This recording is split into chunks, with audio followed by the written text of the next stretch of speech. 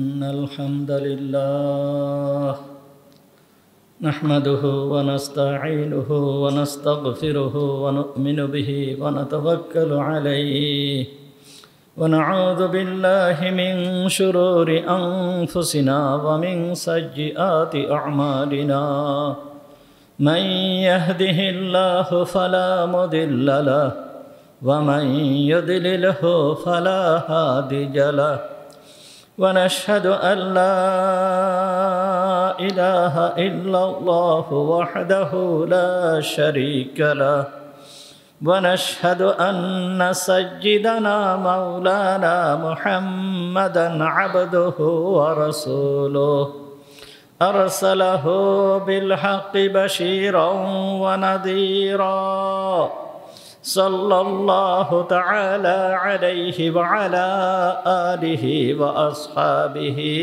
وبارك وسلم تسليما كثيرا أما بعد فأعوذ بالله من الشيطان الرجيم بسم الله الرحمن الرحيم لن ينال الله لحومها ولا دماؤها ولكن يناله التقوى منكم كذلك سخرها لكم لتكبروا الله على ما هداكم وبشر المحسنين صدق الله العظيم ونحن على ذلك من الشاهدين والشاكرين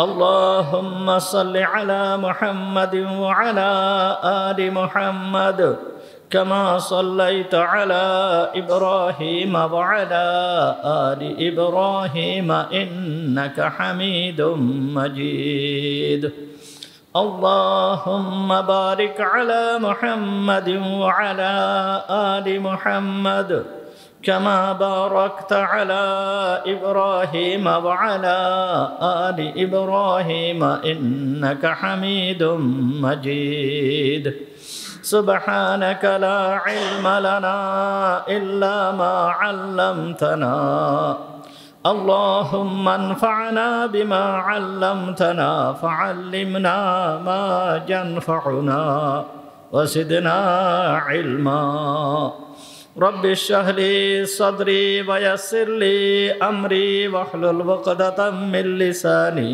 يفقه قولي اللهم طهر قلوبنا عن غيرك ونور قلوبنا بنور معرفتك ربنا تقبل منا إنك أنت السميع العليم وتب علينا إنك أنت التواب الرحيم সমস্ত প্রশংসা সেই মহান রব্বুল আলামিনের জন্য যিনি আমাদেরকে আজকের এই পবিত্র জুমার দিনে জুমার নামাজ পড়তে আসার তৌফিক দান করেছেন এই জন্য আমরা সবাই বলি আলহামদুলিল্লাহ।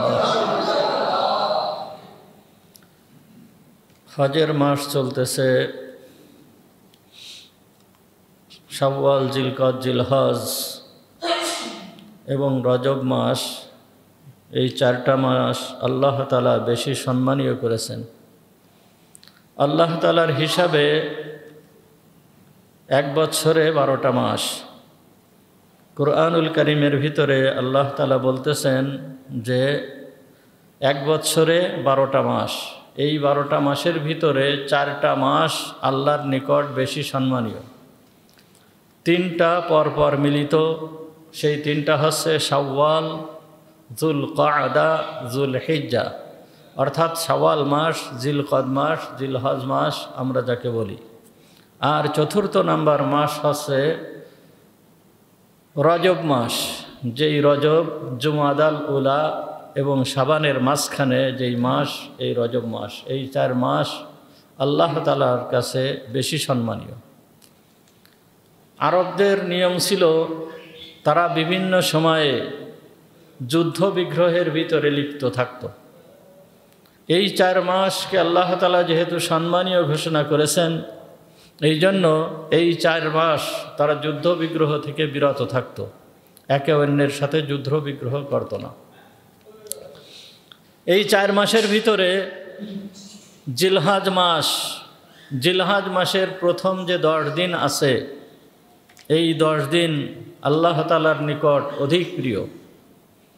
জিলহজ মাসের প্রথম যে 10টা দিন আছে, এই 10টা দিন যেই ইবাদত করা হয়, এই 10 দিনের ইবাদত আল্লাহ তাআলার দরবারে অত্যাধিক পছন্দনীয়।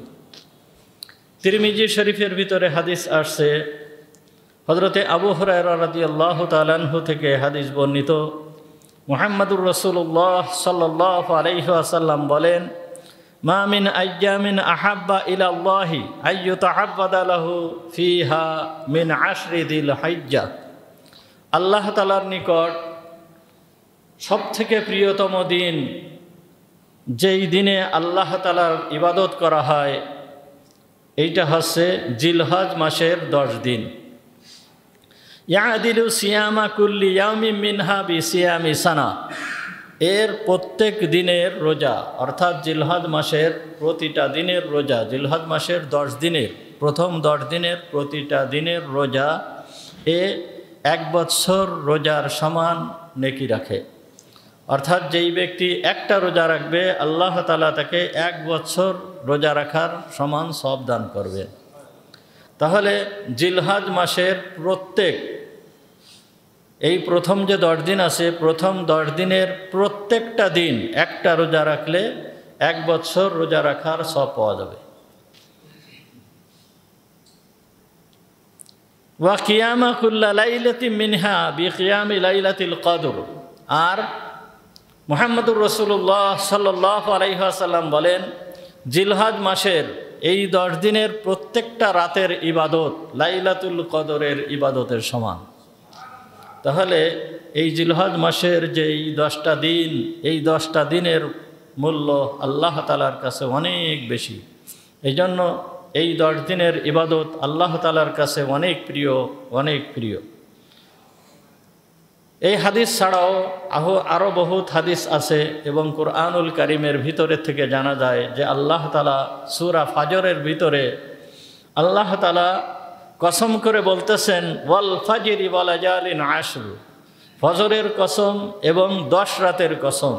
তো এখানে যে 10 রাতের কসম আল্লাহ তাআলা দিয়েছেন, এর দ্বারা রমজানের শেষের 10 দিন, ওই 10 রাত, এবং এই জিলহজ মাসের প্রথম যে 10 দিন আছে, এই 10 দিনের যেই 10 রাত আছে, এই 10 রাতের কসম দেওয়া হয়েছে। এর দ্বারা আল্লাহ তাআলা এই রাতের গুরুত্ব বুঝাচ্ছেন। এই 10 দিনের ভিতরে, এই যে 10 দিন আছে, এই 10 দিনের ভিতরে 2টা দিন, অর্থাৎ 9 তারিখ এবং 10 তারিখ, এই 2টা দিনের গুরুত্ব অত্যাধিক বেশি। 9 তারিখ আল্লাহ তাআলা এই সূরার ভিতরে বলতেছেন, ওয়াশ-শাফিঈ ওয়াল ওয়াতর, জোড়ের কসম এবং বেজোড়ের কসম। জোড় বলতে 10 তারিখের যেই দিনটা আছে ওই দিনকে বোঝানো হয়েছে, আর বেজোড় বলতে 9 তারিখের যেই দিন আছে ওই দিনকে বোঝানো হয়েছে। তাহলে 9 তারিখ এবং 10 তারিখের গুরুত্ব আরও অত্যাধিক বেশি। 9 তারিখের গুরুত্ব কি জন্য বেশি? 9 তারিখ হচ্ছে হজের দিন। 9 তারিখ হচ্ছে হজের দিন। এই দিন হচ্ছে আরাফার দিন। এই দিন হাজিরা সবাই আরাফার ময়দানে অবস্থান করে।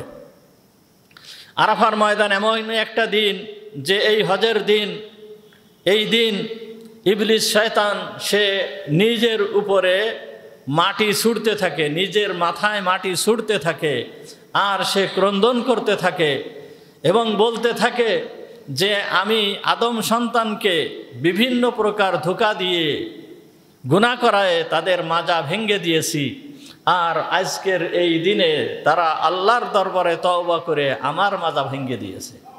এই জন্য ক্রন্দন করতে থাকে। এই দিন আরাফার ময়দানে অবস্থান করে যেই ব্যক্তি আল্লাহর দরবারে ক্ষমা চায়, আল্লাহ তাআলা তাকে মাফ করে দেন। শুধুমাত্র অন্যের হক ব্যতীত, দেনা ব্যতীত, অন্যের হক ব্যতীত যেই সমস্ত গুনাহ খাতা আছে আল্লাহ তাআলা বান্দাদের সমস্ত গুনাহ খাতাকে মাফ করে দেন এই আরাফার দিনে। এই জন্য আরাফার দিনের রোজাও বিশেষ ফজিলত রাখে। যারা হজ করবে না তারা আরাফার দিনের রোজা রাখবে। এরপরের যে সবথেকে বেশি ফজিলতের দিন হচ্ছে কুরবানির দিন, ইয়াউমুন নাহার, যেই দিনকে ইয়াউমুন নাহার বলা হয়েছে, কুরবানির দিন। 10 তারিখ কুরবানির দিন। এই কুরবানির দিনের এত ফজিলত কেন? কুরবানির দিন হচ্ছে কুরবানি করার দিন। কুরবানি করার দিন। কুরবানির দিনে মানুষ কুরবানি করে, মানুষ টাকা পয়সা খরচ করে পশু খরিদ করে সেই পশুকে কুরবানি করে। এই দিন আল্লাহর দরবারে সবথেকে বেশি প্রিয় আমল হচ্ছে হিরাকাতুদ্দম, রক্ত প্রবাহিত করা। এই রক্ত প্রবাহিত করার থেকে শ্রেষ্ঠতম আমল আল্লাহর দরবারে একটাও নাই। মুহাম্মদুর রাসূলুল্লাহ সাল্লাল্লাহু আলাইহি ওয়াসাল্লাম বলেন, এই হাদিসটাও তিরমিজি শরীফের ভিতরে আসছে। তিরমিজি শরীফের 1493 নম্বর হাদিস, আয়েশা সিদ্দিকা রাদিয়াল্লাহু তাআলা আনহা থেকে বর্ণিত। আন আয়েশা রাদিয়াল্লাহু তাআলা আনহা قالت আন্না রাসূলুল্লাহ সাল্লাল্লাহু আলাইহি ওয়াসাল্লাম قال, হযরত আয়েশা সিদ্দিকা রাদিয়াল্লাহু তাআলা আনহা থেকে বর্ণিত, তিনি বলেন মুহাম্মদুর রাসূলুল্লাহ সাল্লাল্লাহু আলাইহি ওয়াসাল্লাম বলেছেন, মা আমিলা আদামিজ্জুন মিন আমালি ইয়াউমিন নাহার আহাব্বা ইলাল্লাহি মিন হিরাকাতিদ দাম। আল্লাহ তাআলার দরবারে ইয়াউমুন নাহার অর্থাৎ কুরবানির দিনের সবথেকে শ্রেষ্ঠতম আমল হচ্ছে হিরাকাতুদ দাম, রক্ত প্রবাহিত করা। রক্ত প্রবাহিত করা অর্থাৎ পশু জবাই করা, এইটা হচ্ছে আল্লাহর দরবারের সবথেকে শ্রেষ্ঠতম আমল। তাহলে এই দিনের আমল হচ্ছে পশু জবাই করা, পশু জবাই করে আল্লাহর নৈকট্য অর্জন করা, এটা হচ্ছে শ্রেষ্ঠতম আমল। এখন অনেক সময় দেখা যায় যে ইসলামের বিপক্ষের যেই সমস্ত লোকেরা আছে তারা এবং যারা মুসলমান আছে, ওই নামধারী কিছু মুসলমান আছে, তারা বিভিন্ন প্রকার যুক্তি দাঁড় করায়, বিভিন্ন প্রকার কথা বলে যে এইভাবে পশু জবাই করে কী লাভ। বলে ইসলাম একটা সাম্যের ধর্ম, কিন্তু ইসলামের ভিতরে এত পশু জবাই করার যে নিয়ম, এইটা আবার সাম্যের ধর্ম হয় কিভাবে? আর এত পশু জবাই করে পরিবেশ নষ্ট করা, আর এই পশু জবাই না করে যেই পরিমাণ টাকা পশুর পিছনে খরচ করা হয়, এই টাকা যদি অন্য কোনোভাবে মানুষের কল্যাণের জন্য বা গরিব মিসকিনদের ভিতরে যদি দান করে দেওয়া হয়, সেটাও তো অনেক লাভের হয়ে থাকে। এই রকম ধরনের কথা অনেকে বলে থাকে এবং বলতেছো। কুরবানির সময় এই রকম ধরনের, কুরবানি যখন সামনে আসে তখন এই রকম ধরনের বিভিন্ন ধরনের কথাবার্তা বিভিন্ন লোকেদের কাছ থেকে শোনা যায়। কিন্তু এই যেই সমস্ত কথাবার্তা বলে, যারা মনে করে তাদেরকে বড় বুদ্ধিজীবী হিসাবে দাবি করে, বড় জ্ঞানী হিসাবে তারা মনে করে, বড় আকলমান হিসাবে মনে করে, কিন্তু তাদের আকল বলতে কোনো কিছুই নাই। তাদের আকল বলতে কোনো কিছুই নাই। কারণ হচ্ছেন কি, যে দেখেন আল্লাহ যেই হুকুম দিয়েছেন সেই হুকুম পালন করাটাই হচ্ছে আল্লাহর ইবাদত। আল্লাহ হচ্ছে স্রষ্টা, আল্লাহ সৃষ্টি করেছেন, আর আমরা হচ্ছে সৃষ্টি। তাহলে স্রষ্টা যেই হুকুম দেবেন, আকলের দাবি, জ্ঞানের দাবি, যে স্রষ্টা যেই হুকুম দেবেন, সৃষ্টি সেই হুকুম অবশ্যই পালন করবে। পৃথিবীর ভিতরে শয়তানের থেকে বেশি বুদ্ধিজীবী আর দুনিয়ায় একটাও ছিল না। তার কারণ তার এলেম ছিল অনেক বেশি, জ্ঞান ছিল অনেক বেশি, এবং তার বয়সও বেশি ছিল। আর সে এমনই এক পর্যায়ে পৌঁছায় গিয়েছিল যে সে ফেরেশতাদের ভিতরেই অবস্থান করত। কিন্তু আকলের ঘোড়া দাবড়িয়ে সে আল্লাহর দরবার থেকে বিতাড়িত হয়ে গিয়েছে। চিরদিনের জন্য সে শাস্তির যোগ্য হয়ে গিয়েছে। কি বলেছিল? আল্লাহ বলেছিল কি, উসজুদু লি আদম, আদমকে সিজদা করো। আর সে ওইখানে যুক্তির ঘোড়া দাবড়িয়েছিল। সে বলেছিল কি, যে হে আল্লাহ, তুমি আমাকে আগুনের থেকে সৃষ্টি করেছো, আগুনের স্বভাব হচ্ছে সে উপরের দিকে থাকে, উপরের দিকে যায়।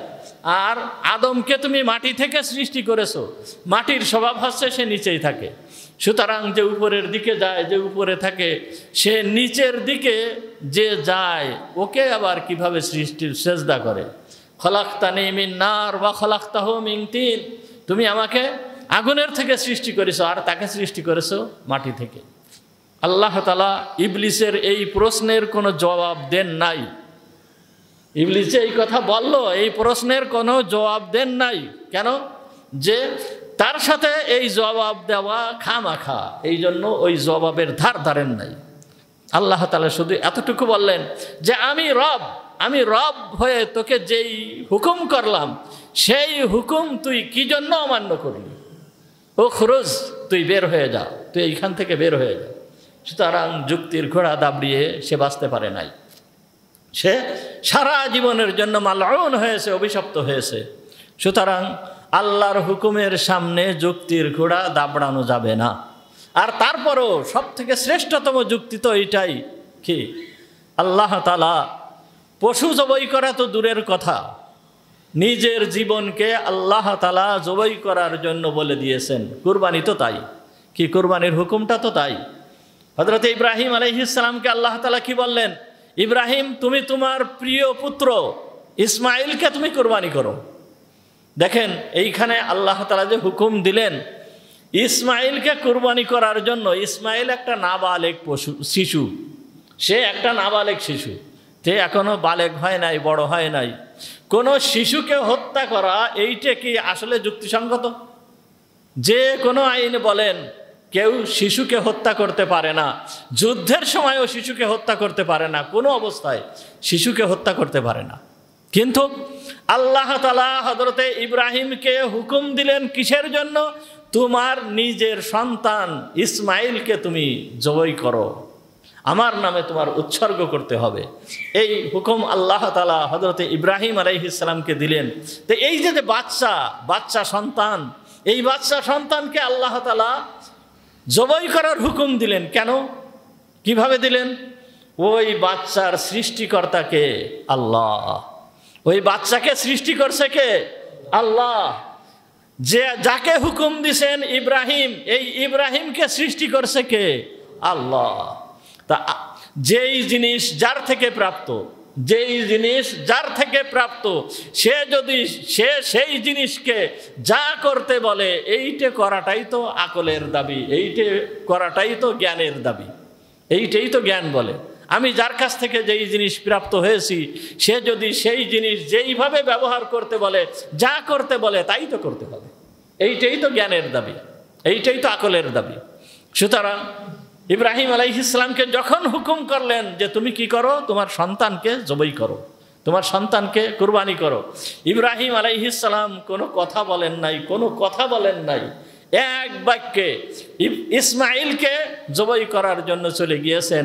চলে যে ইসমাইলকে কি বলছেন যে হে আমার সন্তান, আমি তোমার স্বপ্নে দেখছি আমি তোমাকে জবাই করতেছি। যেই রকম পিতা সেই রকম সন্তান। সন্তানও তো বলতে পারতো যে আব্বা আপনি তো স্বপ্নে দেখছেন, কেমন কি দেখি স্বপ্নে দেখছেন, এই স্বপ্ন পূরণ না করে অন্য কিছু একটা করলে তো হয়, এরকম তো কিছু বলেন নাই।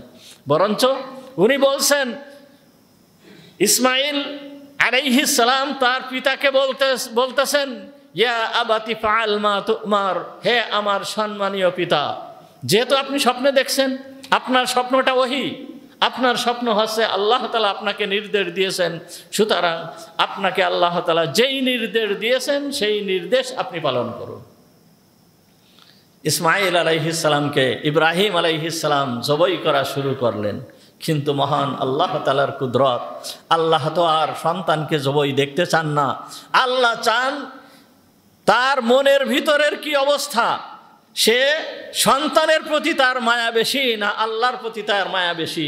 যখন ইব্রাহিম আলাইহিস সালাম এই পরীক্ষায় উত্তীর্ণ হয়েছেন, আল্লাহ তাআলা তখন ইসমাইলকে জবাই করতে আর বলেন নাই। আল্লাহ তাআলা ওই আগুনের ভিতরে যে এইরকম সম্বোধন করেছিলেন, ডাক দিয়েছিলেন, এইখানেও ইব্রাহিম আলাইহিস সালামকে ডাক দিয়ে বলছেন, সরাসরিভাবে সম্বোধন করে বলছেন, ওয়ানাদাইনাহু আইয়া ইব্রাহিম কদ সাদ্দাকতার রুয়া হে ওয়ানাদাইনাহু, আমি ডাক দিলাম, আইয়া ইব্রাহিম, হে ইব্রাহিম, কদ সাদ্দাকতার রুয়া, তুমি তোমার স্বপ্নকে বাস্তবায়িত করে দেখাইছো, সুতরাং তোমার আর সন্তানকে জবাই করা লাগবে না।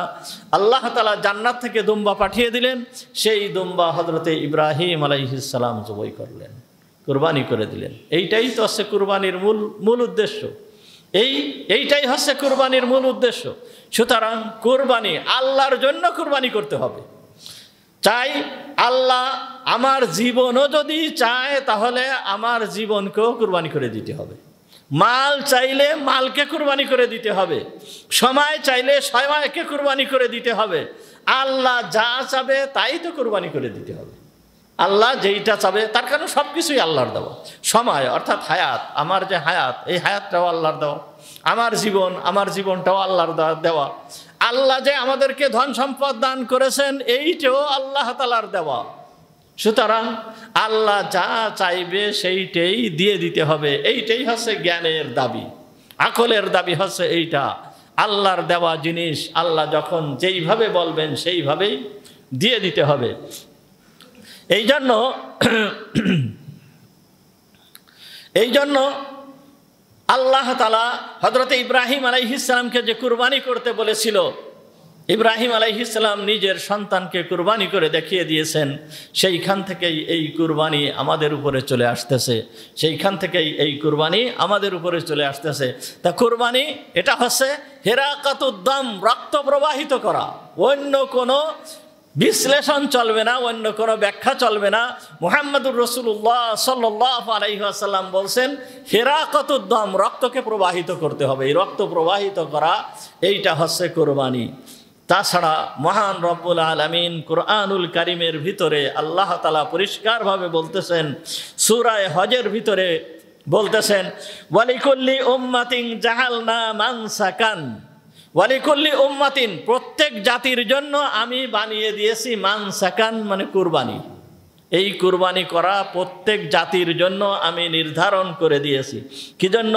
লিয়াযকুরু ইসমাল্লাহি আলা মা রাযাকাহুম মিন বাহিমাতিল আনআম, যেই সমস্ত চতুষ্পদ জন্তুকে আমি তাদের জন্য হালাল করেছি, এইগুলোর উপরে আমার নাম নিয়ে এইগুলোকে জবাই করবে। এই জন্য আমি প্রত্যেক জাতির জন্য কুরবানিকে নির্ধারণ করেছি।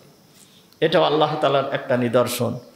আল্লাহ তাআলা এই চতুষ্পদ জন্তুগুলো আল্লাহ তাআলাই সৃষ্টি করেছেন। এই চতুষ্পদ জন্তুর ভিতরের থেকে কিছু কিছু জন্তুকে আল্লাহ তাআলা হালাল করেছেন, আর কিছু কিছু জন্তুকে আল্লাহ তাআলা হালাল করেন নাই। যেই সমস্ত জন্তুকে হালাল করেছেন, সমস্ত জন্তুর মাধ্যমে কুরবানি করা যায় না, সমস্ত হালাল জন্তুর মাধ্যমে কুরবানি করা যায় না। মুরগি আমাদের জন্য হালাল করেছেন, মুরগি কুরবানি করা যায় না। এখন বর্তমানে এই সময় এমন মুরগি পাওয়া যাচ্ছে, যেই একটা মুরগি ছাগলের থেকেও গোশত বেশি হচ্ছে, একটা মুরগিতে ছাগলের থেকেও গোশত বেশি হচ্ছে। এখন যদি কেউ মুরগি কুরবানি করে তাহলে তার কুরবানি হবে? কুরবানি হবে না। যদি কেউ হরিণ কুরবানি করে, হরিণ হালাল, হরিণকে কুরবানি করে, তাহলে কুরবানি হবে? কুরবানি হবে না। কেন? আল্লাহ তাআলা ওইগুলোকে কুরবানি করতে বলেন নাই। যেইগুলোকে কুরবানি করতে বলেছেন আল্লাহর নামে, সেইগুলোকে কুরবানি করাটাই হচ্ছে ইবাদত, সেইগুলোকে কুরবানি করাটাই হচ্ছে ইবাদত। এই জন্য আল্লাহ তাআলা কুরআনুল কারীমের ভিতরে বলতেছেন, আল্লাহ তাআলা কুরআনুল কারীমে এই হজ্জের ভিতরে আরো বলতেছেন, ওয়াল বুদনা জাআলনাহা লাকুম মিন শাআইরিল্লাহ লাকুম ফিহা খায়র ফাযকুরু ইসমাল্লাহি আলাইহা সাওয়াফুন। আল্লাহ তাআলা বলতেছেন, ওয়াল বুদনা জাআলনাহা লাকুম, ওয়াল বুদনা, বুদনুন শব্দের অর্থ হচ্ছে উট। উটকে আমি বানিয়েছি তোমাদের জন্য মিন শাআইরিল্লাহ, আল্লাহ তাআলার নিদর্শনের মধ্য থেকে। অর্থাৎ উটকে জবাই করতে হবে, উটকে কুরবানি করতে হবে এই কুরবানির দিন। এটা আল্লাহ তাআলার একটা নিদর্শন। এই দিনে সমগ্র জায়গায়, সমগ্র বিশ্বব্যাপী আল্লাহর হুকুম পালনের জন্য, বিশেষ করে হজের সময় আল্লাহর হুকুম পালনের জন্য উটকে কুরবানি করতে হয়। এটা আল্লাহ তাআলার একটা নিদর্শন। যেই মহান রব এই উটকে সৃষ্টি করে দিয়েছেন, সেই মহান রব এই উটকে জবাই করে আমাদের জন্য খাওয়ার জন্য বলেছেন, খাওয়ার অনুমতি দিচ্ছেন। আল্লাহ তাআলা বলতেছেন ফিহা খায়র, এর ভিতরে রয়েছে তোমাদের মঙ্গল, এর ভিতরে রয়েছে তোমাদের মঙ্গল। মঙ্গল কিভাবে? যে আল্লাহর হুকুম মানতে হবে, এইটাই মঙ্গল। এর ভিতরে আরও বহুত রহস্য রয়েছে, যে একটা উট কত বড় শক্তিশালী, একটা উটকে আল্লাহ তাআলা কি পরিমাণ শক্তি দান করেছেন। একটা উট এমন শক্তিশালী, এই একটা উটের পিঠে ধরেন একটা ট্রাকে যেই পরিমাণ মাল ধরে, এই পরিমাণ মাল একটা উটের পিঠে দেওয়া যায়। যদি উটের পিঠে এই পরিমাণ মাল কেউ দিয়ে দিতে পারে, তাহলে এই উট এই মালকে বহন করে নিয়ে চলে যাবে। এই মাল সম্পূর্ণ মাল হাজার হাজার মাইল দূর মরুভূমির ভিতর দিয়ে হাঁটতে হাঁটতে হাঁটতে হাঁটতে এই মাল সে বহন করে নিয়ে যায়। এই মাল যখন তার পিঠে উঠানো হয়, বসা অবস্থায় তার পিঠে যদি বেঁধে দেওয়া হয়, ওই বসা অবস্থায় বেঁধে দিলে ওই সমস্ত মাল সহ সে দাঁড়িয়ে যায়। এত শক্তি আল্লাহ তাআলা এই উটকে দান করেছেন।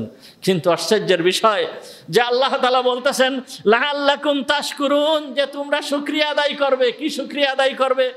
এত শক্তিশালী একটা উট যদি খেপে যায়, কারোর উপরে যদি আক্রমণ করতে চায়, এই আক্রমণ ঠেকানো যায় না, এই আক্রমণ ঠেকানো যায় না। পাগলা উটের থেকে বাঁচা খুব কঠিন হয়ে যায়। কিন্তু এই উট এত শান্তশিষ্ট যে একটা উটকে ছোট্ট একটা ছেলে, সে ছোট্ট একটা বাচ্চা একটা দড়ি ধরে টেনে নিয়ে চলে যাচ্ছে।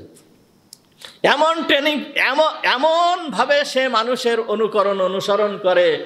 এই হজের সময় দেখা যায় আরাফার ময়দানে বা বিভিন্ন জায়গায় এই উট নিয়ে আসে, উট এনে ছবি তোলে, উট এনে ওর পিঠে চড়ায় ছবি তোলে। এখন ওই মালিকের অনুমতি ছাড়া যদি কেউ তার ওই উটের কাছে যে ছবি তুলতে যায়, সে ছবি তুলতে দেয় না, নড়াচড়া করে, বিভিন্ন করে, মানে সে কেমন যেন ওইরকম তুলতে দিচ্ছে না। এখন ওই মালিক যদি একটু বলে দেয়, ইশারা দেয় যে না এই তুমি ঠিক থাকো, তখন এই উট আর নড়াচড়া করে না, কিছুই করে না, দাঁড়িয়ে থাকে। তা আল্লাহ তাআলা কেমন করে দিয়েছেন, কেমন অধীন করে দিয়েছেন এত শক্তিশালী একটা প্রাণী। আর এই শক্তিশালী প্রাণী এইখানে কুরআনুল কারীমের ভিতরে, এই আয়াতের ভিতরে আল্লাহ তাআলা বলতেছেন যে তোমরা কি করো, ওয়াদকুরু ইসমাল্লাহ, তোমরা আল্লাহর নাম নাও, আলা মা রাযাকাহুম মিন ফাযকুরু ইসমাল্লাহি আলাইহা, তোমরা তার উপরে আল্লাহর নাম নাও।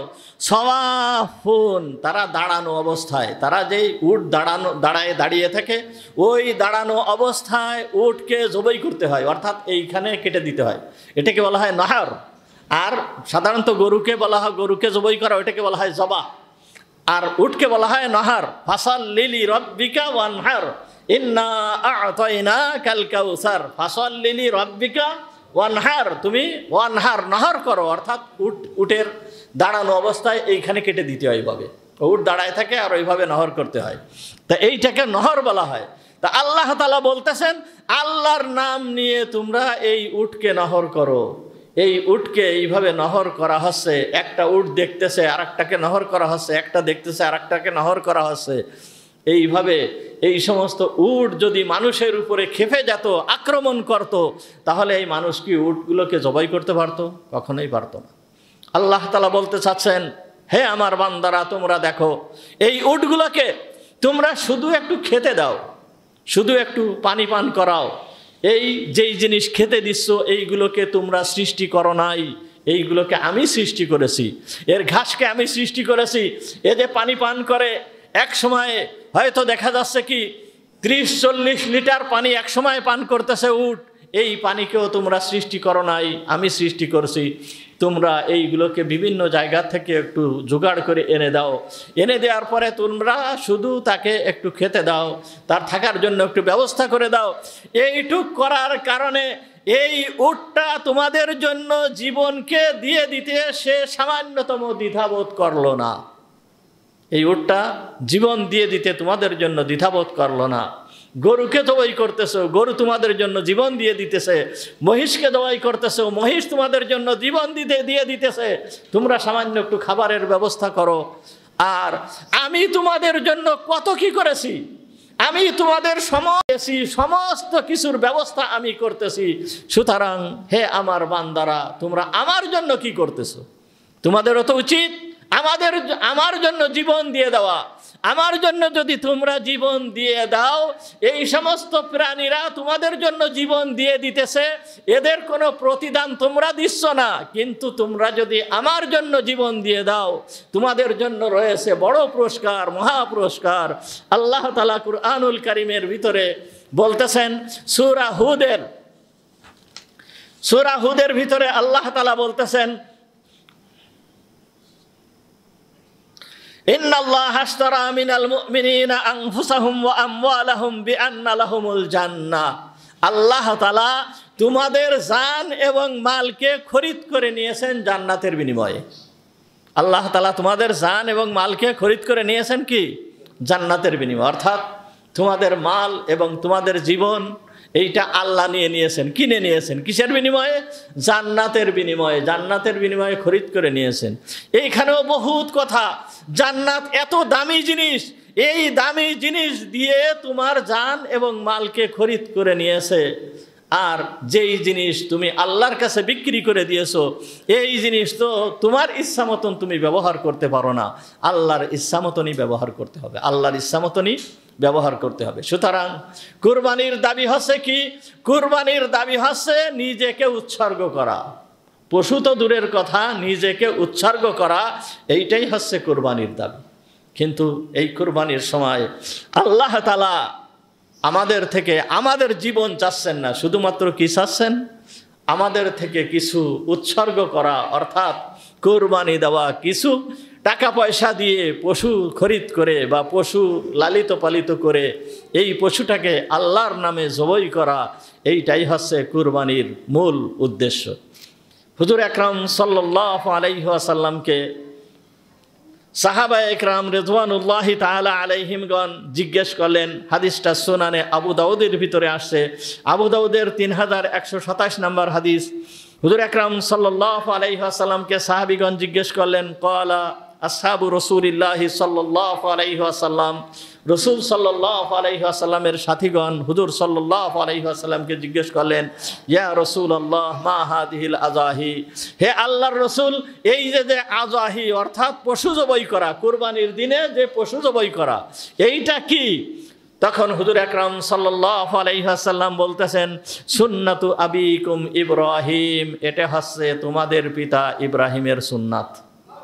ইব্রাহিম যেইভাবে কুরবানি করেছিল নিজের সন্তানদেরকে, আল্লাহ তাআলা ইব্রাহিমের প্রতি সন্তুষ্ট হয়ে ওই ইব্রাহিমের থেকেই এই সুন্নাতকে জারি করে দিয়েছেন। এইটাই হচ্ছে ইব্রাহিমের সুন্নাত। তখন হুজুর আকরাম সাল্লাল্লাহু আলাইহি ওয়াসাল্লামের কাছে আবার সাহাবীরা জিজ্ঞেস করলো যে, হে আল্লাহর রাসূল, ফামা লানা, ক্বালু ফামা লানা ফিহা ইয়া রাসূলুল্লাহ, হে আল্লাহর রাসূল, তাহলে এটা তো ইব্রাহিম আলাইহিস সালামের সুন্নাত, বা আমরা যদি কুরবানি করি তাহলে আমরা কি পাবো? আমরা কি পুরস্কৃত হব? আমাদের প্রতিদান আল্লাহ তাআলা কি দিবেন? ক্বালা বিকুল্লি শা'রাতিন হাসানা, বিকুল্লি শা'রাতিন হাসানা, এই প্রত্যেকটা পশমের পরিবর্তে আল্লাহ তাআলা একটা নেকি দান করবেন। প্রতিটা পশমের পরিবর্তে আল্লাহ তাআলা একটা করে নেকি দান করবেন। তাহলে একটা গরু বা একটা ছাগলের ভিতরে কি পরিমাণ পশম থাকে, এই প্রতিটা পশমের পরিবর্তে আল্লাহ তাআলা একটা করে নেকি দান করবেন। ক্বালু ফাসুফু ইয়া রাসূলুল্লাহ, তখন সাহাবীগণ আবার জিজ্ঞেস করলেন, সাধারণত আরবের ভিতরে পাওয়া যায় দুম্বা, ভেড়া, দুম্বা, ভেড়া, এইগুলো পাওয়া যায়। তা দুম্বার গায়ে, ভেড়ার গায়ে পশম অত্যাধিক বেশি, বহুত পশম। সাহাবীগণ জিজ্ঞেস করলেন, হে আল্লাহর রাসূল, ফাসুফ, সুফ মানে হচ্ছে ভেড়ার গায়ে যে পশম থাকে, দুম্বার গায়ে যে পশম থাকে, এই পশম। হে আল্লাহর রাসূল, ফাসুফু ইয়া রাসূলুল্লাহ, হে রাসূল, হে আল্লাহর রাসূল, আপনি যে বললেন যে এক একটা পশমের পরিবর্তে এক একটা নেকি হবে, তা ভেড়ার যেই পরিমাণ পশম আছে, এই ভেড়ার পশমের পরিবর্তেও কি এক একটা করে নেকি পাওয়া যাবে? তখন হুজুর আকরাম সাল্লাল্লাহু আলাইহি ওয়াসাল্লাম বলেন, বিকুল্লি শা'রাতিন মিনাস সুফি হাসানা, প্রত্যেকটা ভেড়ার পশমের পরিবর্তেও আল্লাহ তাআলা একটা করে নেকি দান করবেন। আর এই একটা নেকি তো 10টা নেকির সমান। সুতরাং এই কুরবানির ভিতরে কি পরিমাণ নেকি রয়েছে, কি পরিমাণ নেকি রয়েছে, এইগুলো আমাদের চিন্তা করতে হবে। হুজুর আকরাম সাল্লাল্লাহু আলাইহি ওয়াসাল্লাম আরও বলেন, ওই সামনের যে হাদিসটা পড়া হলো সেই হাদিসের ভিতরে রয়ে গেছে যে মুহাম্মদুর রাসূলুল্লাহ সাল্লাল্লাহু আলাইহি ওয়াসাল্লাম বলতেছেন,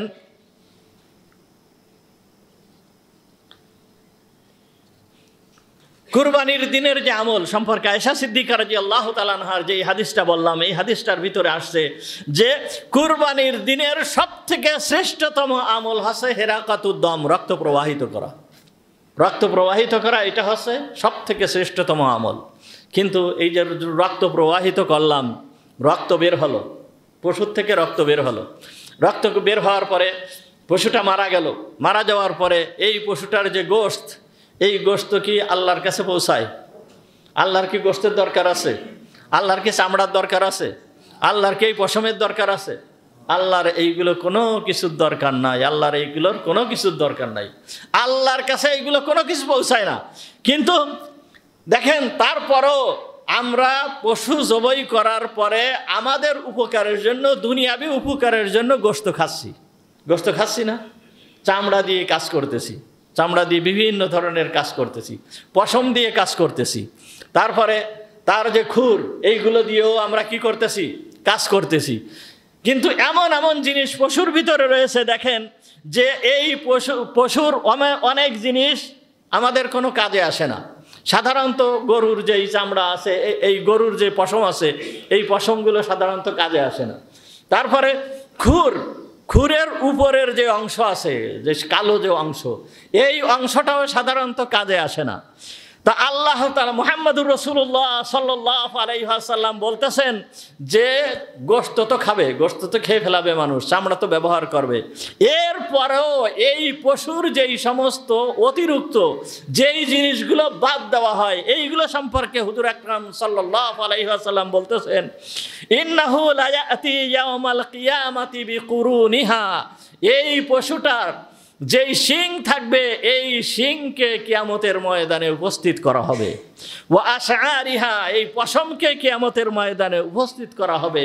ওয়া আজফারিহা, এবং এর খুরকেও কিয়ামতের ময়দানে উপস্থিত করা হবে। আর এইগুলোকে মিজানের পাল্লায় ওজন দেওয়া হবে, ওই ব্যক্তির জন্য মিজানের পাল্লায় ওজন দেওয়া হবে। মুহাম্মদুর রাসূলুল্লাহ সাল্লাল্লাহু আলাইহি ওয়াসাল্লাম এ কথা বলতেছেন। তাহলে কত বড় সওয়াবের কাজ, কত বড় সওয়াবের কাজ! এই রক্ত, গোশত, মাংস, এইগুলো আল্লাহর দরবারে কোনো কিছুই পৌঁছায় না। কি আল্লাহর দরবারে পৌঁছায়? আল্লাহ খেতে চায়? খেতে চায় না। কিন্তু আল্লাহ কি চায়? আমাদের ভিতরের যেই তাকওয়া আছে, এই তাকওয়াটা চায়। আল্লাহ তাআলা বলতেছেন কুরআনুল কারীমের ভিতরে বলতেছেন, লা ইয়ানালাল্লাহু লুহুমুহা ওয়ালা দিমাউহা ওয়ালাকিন ইয়ানালুহু তাকওয়া মিনকুম। লা ইয়ানালাল্লাহু লুহুমুহা, আল্লাহর কাছে তার গোশত পৌঁছায় না, ওয়ালা দিমাউহা, এবং তার রক্ত পৌঁছায় না, ওয়ালাকিন ইয়ানালুহু তাকওয়া, কিন্তু আল্লাহ তাআলার কাছে তাকওয়া পৌঁছায়।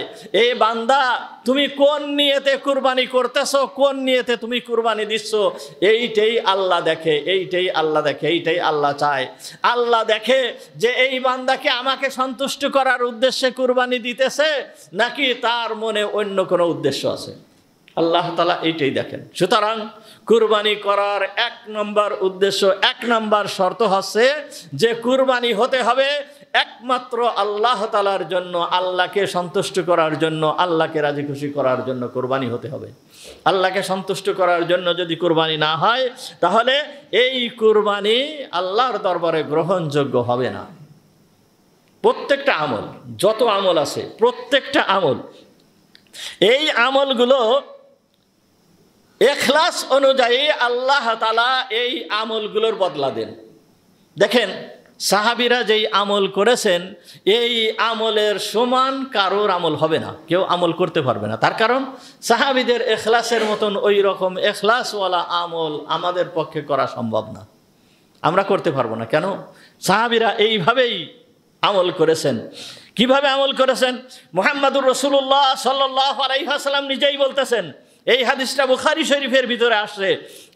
আবু সাঈদ খুদরি রাদিয়াল্লাহু তাআলা আনহু থেকে বর্ণিত, ক্বালা নবিয়্যু সাল্লাল্লাহু আলাইহি ওয়াসাল্লাম, মুহাম্মদুর রাসূলুল্লাহ সাল্লাল্লাহু আলাইহি ওয়াসাল্লাম বলেন, লা তাসুব্বু আসহাবি, তোমরা আমার সাহাবীদেরকে গালি দিও না, তোমরা আমার সাহাবীদের সমালোচনা করো না।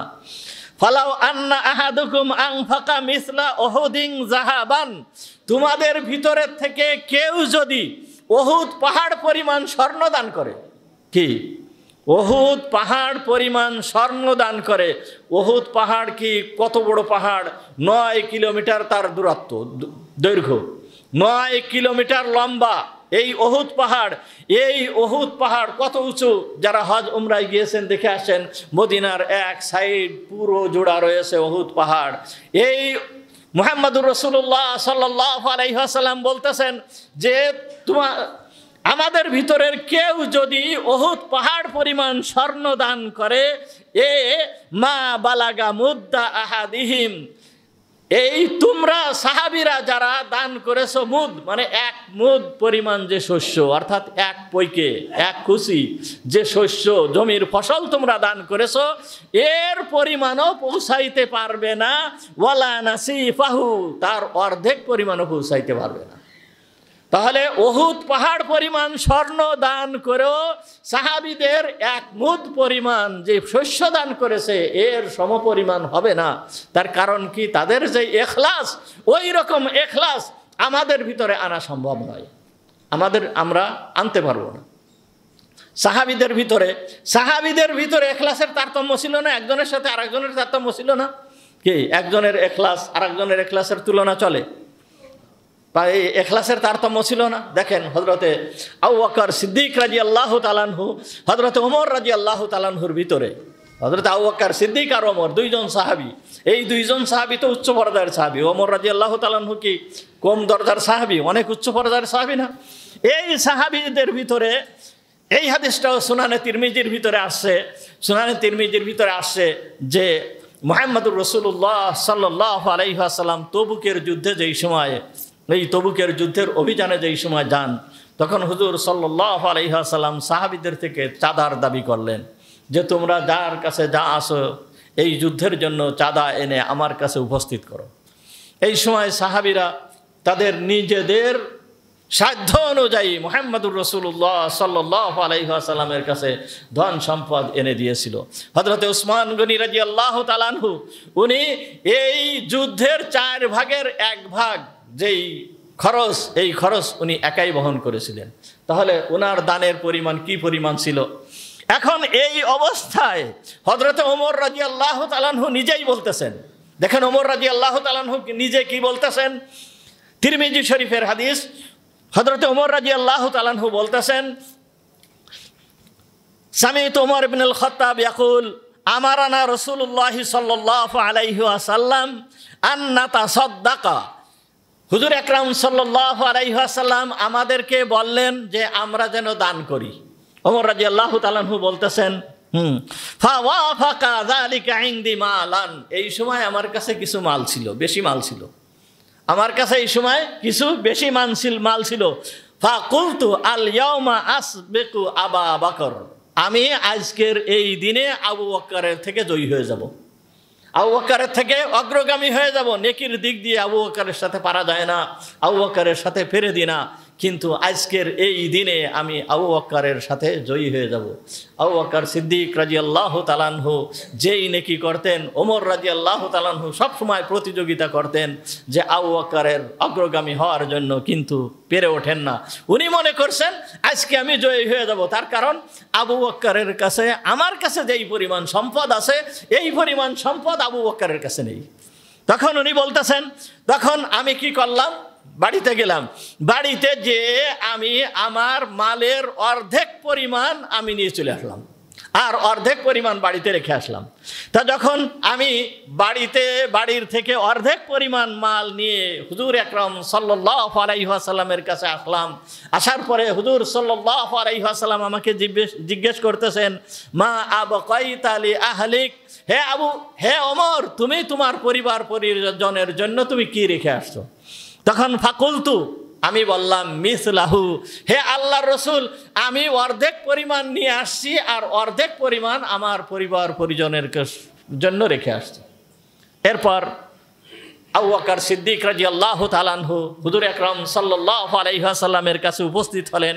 ওয়া আতা আবু বকর বিকুল্লি মা ইনদাহ, আবু বকর উপস্থিত হয়েছে কি অবস্থায়? তার ঘরে যেই সম্পদ ছিল সমস্ত সব সম্পদ নিয়ে এসে উপস্থিত হয়েছে। তা সমস্ত সম্পদের পরিমাণ কি ছিল? অন্যান্য বর্ণনায় পাওয়া যায় সাধারণত জামার ভিতরে করে উনি এই মাল নিয়ে চলে আসছেন। এইভাবে জামার ভিতরে করে ওনার যেই পরিমাণ সম্পদ ছিল ওইগুলো মুহাম্মদুর রাসূলুল্লাহ সাল্লাল্লাহু আলাইহি ওয়াসাল্লামের কাছে এনে উপস্থিত করছেন। তা যখন উপস্থিত করছেন তখন উপস্থিত করার সময় উপস্থিত হওয়ার সাথে সাথেই মুহাম্মদুর রাসূলুল্লাহ সাল্লাল্লাহু আলাইহি ওয়াসাল্লাম আবু বকরকে জিজ্ঞেস করলেন, ইয়া আবা বকরিন মা আবকাইতা লি আহলিক, হে আবু বকর, তুমি তোমার পরিবারের জন্য কি রেখে আসছো? সব কিছুই তো নিয়ে আসছো, তোমার পরিবারের জন্য তুমি কি রেখে আসছো? ক্বাল আবকাইতু লাহুমুল্লাহ ওয়া রাসূলাহ, আমি তাদের জন্য আল্লাহ আর আল্লাহর রসুলকে রেখে আসছি। চিন্তা করছেন যে আল্লাহ আর আল্লাহর রসুলকে আমি রেখে চলে আসছি। এইবার দেখেন ওমর কি বলতেছে, কুলতু, আমি তখন বললাম, লা আসবিকুহু ইলা শাইইন আবাদা, আমি কখনোই তার অগ্রগামী হতে পারবো না। আবু বকরের অগ্রগামী আমি কখনোই হতে পারবো না। সে পরিবারের ভিতরে যা ছিল যতটুক সামান্য মাল হোক, কিন্তু সে পরিবারের ভিতর থেকে সব নিয়ে চলে আসছে, আর আমি অর্ধেক পরিমাণ পরিবারের জন্য রেখে আসছি। সুতরাং এখলাসের তারতম্যের কারণে আমলের তারতম্য হয়ে যায়, আমলের ওজন বেশি হয়ে যায়। সুতরাং এখলাসের সাথে কি করতে হবে? কুরবানি করতে হবে। এখলাসের সাথে কুরবানি করতে হবে। কুরবানি একটা অত্যাধিক গুরুত্বপূর্ণ আমল।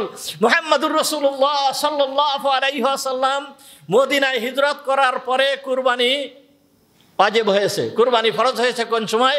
মদিনায় যখন হিজরত করছেন তখন, মক্কি জীবনে না। তা হুজুর আকরাম সাল্লাল্লাহু আলাইহি ওয়াসাল্লাম মদিনায় থাকাকালীন, এইটাও তিরমিজি শরীফের ভিতরে আসছে হাদিস, তিরমিজি শরীফের 1507 নম্বর হাদিস, ইবনে উমর রাদিয়াল্লাহু তাআলা আনহু থেকে বর্ণিত। বলেন, আকামা রাসূলুল্লাহ সাল্লাল্লাহু আলাইহি ওয়াসাল্লাম বিল মাদিনাতি 10 সিনিন, মুহাম্মদুর রাসূলুল্লাহ সাল্লাল্লাহু আলাইহি ওয়াসাল্লাম মদিনার ভিতরে 10 বছর অবস্থান করেন। ইউযাহি কুল্লা সানা, প্রত্যেক বছর হুজুর কুরবানি করেছেন। তাহলে হুজুর 10 বছর অবস্থান করেছেন, 10 বছরের প্রত্যেক বছর কি করেছেন? হুজুর সাল্লাল্লাহু আলাইহি ওয়াসাল্লাম কুরবানি করেছেন। এক বছরও হুজুর সাল্লাল্লাহু আলাইহি ওয়াসাল্লাম কুরবানি ছাড়েন নাই। কুরবানি করার সময় মুহাম্মদুর রাসূলুল্লাহ সাল্লাল্লাহু আলাইহি ওয়াসাল্লাম কিভাবে কুরবানি করছেন? কুরবানি করার সময় দেখতে হবে কুরবানির পশুটা যেন একটু ভালো হয়, দেখতে সুন্দর হয়, মোটা তাজা হয়, সৌন্দর্যের দিক দিয়ে ভালো দেখা যায়, এই রকম পশুকে কুরবানি করা, এটা হচ্ছে সুন্নাত। মুহাম্মদুর রাসূলুল্লাহ সাল্লাল্লাহু আলাইহি ওয়াসাল্লাম কি করতেন? এইটা মুসনাদে আহমদের ভিতরে আসছে। মুসনাদে আহমদের 27190 নাম্বার হাদিস।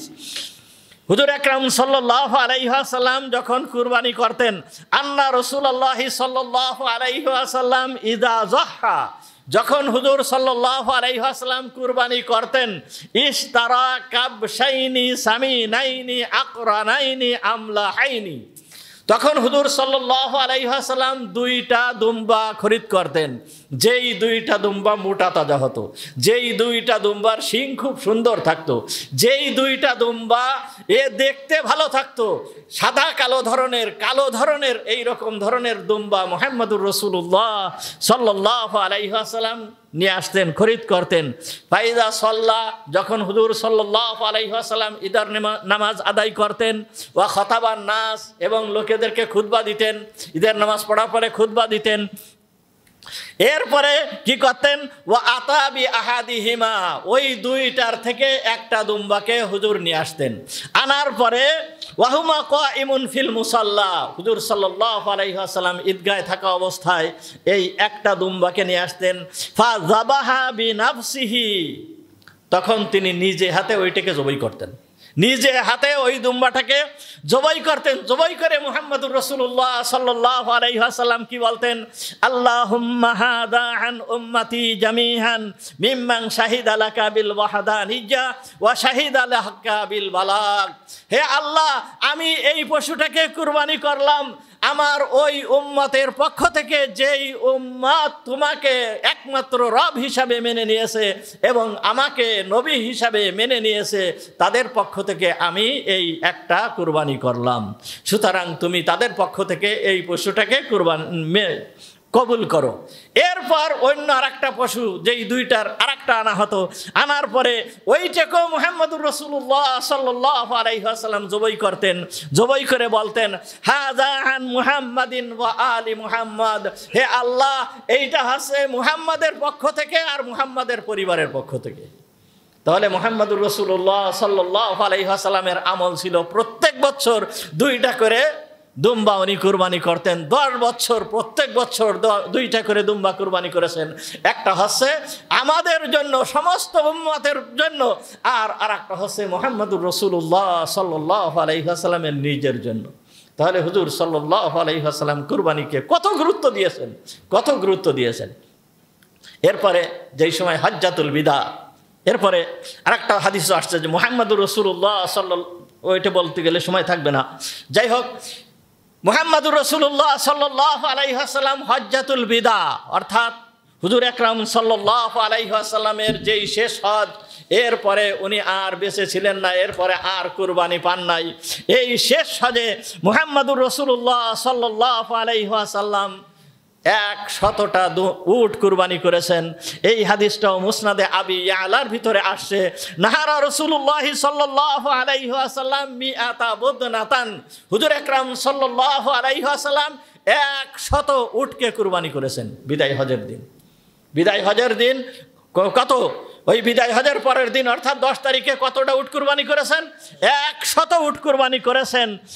বিয়াদিহি সালাসা ওয়া সিত্তিন, নিজের হাতে 63টা উট কুরবানি করেছেন। ওয়া নাহারা আলিজুন মা গবার, এই 63টার পরে আর যে কয়টা বাকি ছিল এই কয়টাকে হযরত আলী রাদিয়াল্লাহু তাআলা আনহু কুরবানি করেছেন। তাহলে 63 আর বাকিগুলো আলী রাদিয়াল্লাহু তাআলা আনহু কুরবানি করলেন।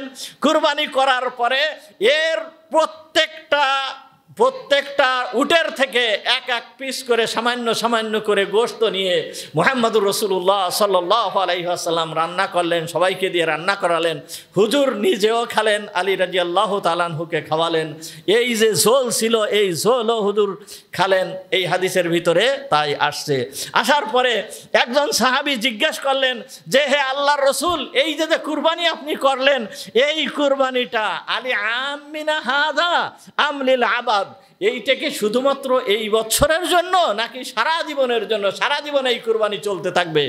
তখন হুজুর আকরাম সাল্লাল্লাহু আলাইহি ওয়াসাল্লাম বলেন, বাল্লিল আবাদ, বরঞ্চ এইটা সারা জীবনের জন্য চলতে থাকবে, সারা জীবন কিয়ামত পর্যন্ত এই হুকুম চলতে থাকবে। সুতরাং কুরবানি হচ্ছে একটা গুরুত্বপূর্ণ আমল।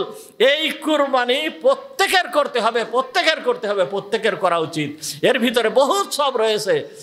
যদি আল্লাহর রাস্তায় কুরবানি করি, আমি আপনাদেরকে প্রায়ই বলি, দেখেন এই যে দান, এই কুরবানি করাটা একটা দান না? সম্পদের থেকে আমার সম্পদ যাচ্ছে না?